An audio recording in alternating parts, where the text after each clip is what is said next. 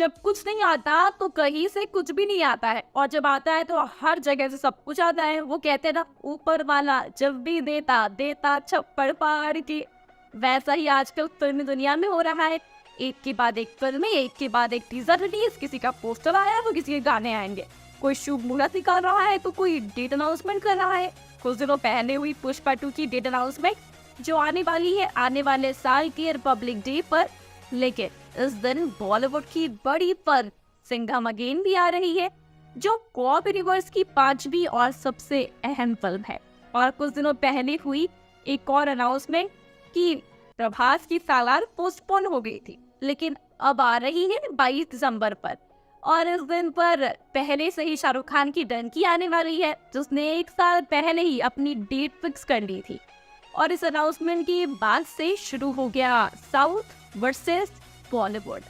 कुछ दिनों पहले ऐसा कहा जाता था कि सिंघम अगेन को किया जाएगा पोस्टपोन, लेकिन इस पर कोई ऑफिशियल खबर नहीं आई है।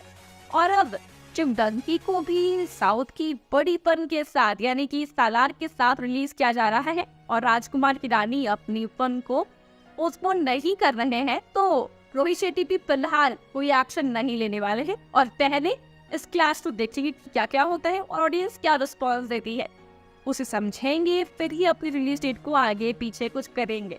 जब पुष्पा 2 अनाउंस की गई थी तब तो कई सारे सोशल मीडिया इन्फ्लुएंसर्स ने पब्लिक रिव्यू दिए थे और उसका रिजल्ट 50-50 आया था। आप ऑडियंस ये कह रही थी कि वो सिंघम देखने जाएंगे, तो आप लोग कह रहे थे कि वो पुष्पा 2 देखने के लिए जाएंगे।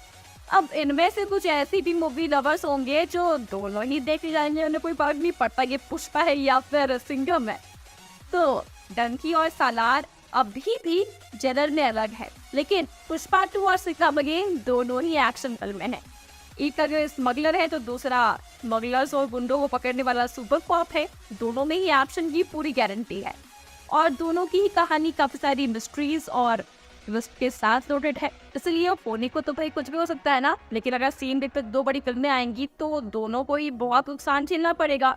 कॉप यूनिवर्स की ऑफिशियल शुरुआत अक्षय कुमार की सूर्यवंशी के साथ हुई, जब उसमें सिम्बा और सिंघम आए, और फिर सूर्यवंशी के एंड में सिंघम अगेन की स्टोरी को किया गया कनेक्ट और दी गई उसकी एक हिंट।